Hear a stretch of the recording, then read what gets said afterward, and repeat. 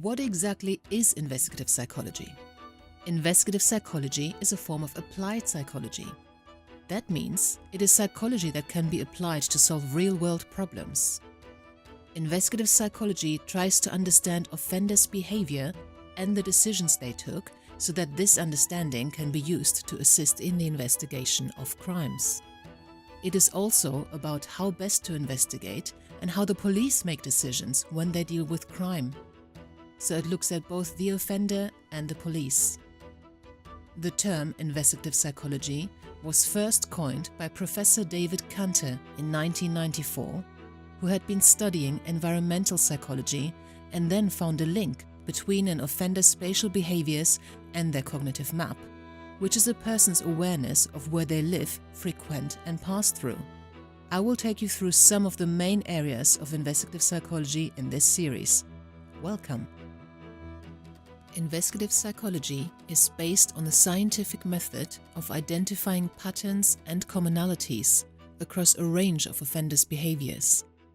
So, when an offender made certain decisions whilst they were committing a crime, we can try to find out what other offenders who made similar decisions in similar situations had in common with each other.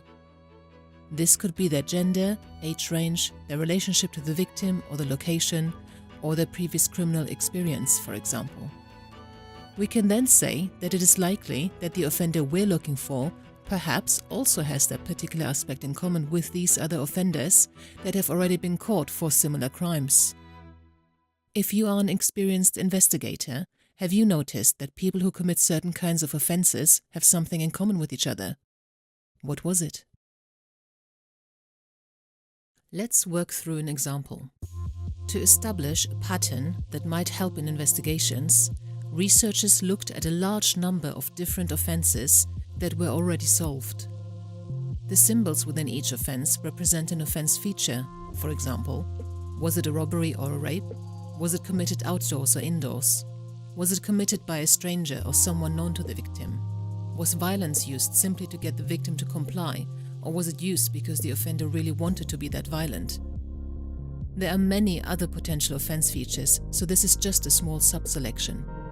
Researchers then selected one of those offense features and looked at offenders who had been convicted to see what those whose crimes exhibited that same offense feature had in common with each other. This, again, might have been their gender, age range, previous criminal experience, or specific mental health problem, for example. Now, based on this connection between the offense feature and the perpetrator feature, we can infer that the unknown offender that we're looking for has some of these same features in common with other perpetrators. This could give investigations a starting point for their inquiries. In fact, the more similar certain features of the crime are, the more similar some of the background characteristics of the offenders who have committed those crimes are likely to be. We call this homology, which means sameness.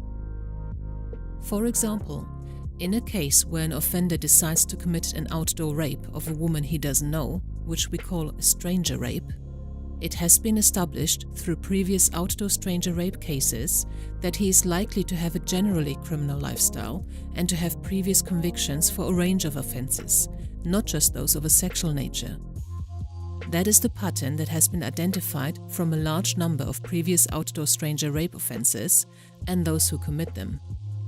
If you are dealing with such a rape case then, make sure you don't limit your initial searches to only sexual offenders. Your perpetrator might not be on that list. However, a man who commits a stranger rape and then kills the woman deliberately, by that I mean not through panic or escalation, is likely to have an actual conviction for rape. Once the investigating team know this, they can prioritize their list of potential suspects to start with convicted rapists. However, they should never exclude a potential suspect from their investigations just because they don't have a rape conviction. And there are two reasons for that. One, it is actually quite difficult to get a conviction for a rapist, which means that there are many rapists out there who have not been convicted for this offense. And two, investigative psychology deals with probabilities like any other social science and cannot state in absolute terms that the offender we're looking for definitely has a particular attribute. It is just more or less likely based on other similar cases. Therefore, investigative psychology is to be used as intelligence and guidance, but cannot be used as evidence for or against anyone. Research carried out on serial killers found that the most common factor that led to the apprehension of the offender was the knowledge that they had been involved in a previous crime, so this information on previous criminal history could be very useful. That is because if they have a conviction, they are on a police database. How do you make these comparisons between what you can glean from a crime scene and what you can find out about previous offenders who have behaved in a similar way? Unfortunately, most of that information is not accessible to normal practitioners. One of the main sources of such case information is the VICLAS database, the Violent Crime Linkage Analysis System.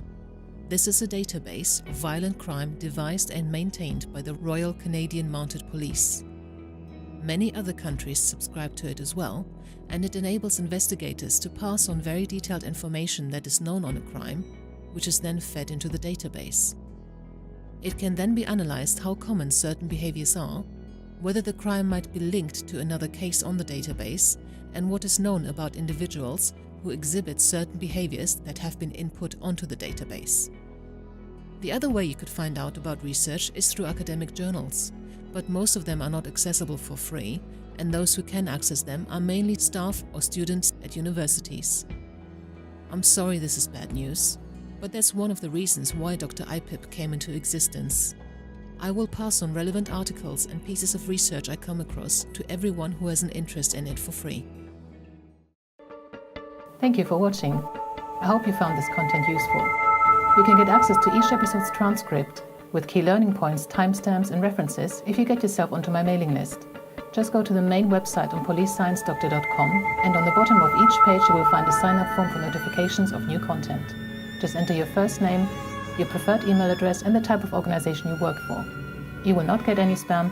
This is just for me to let you know about new content and for you to get access to all the transcripts.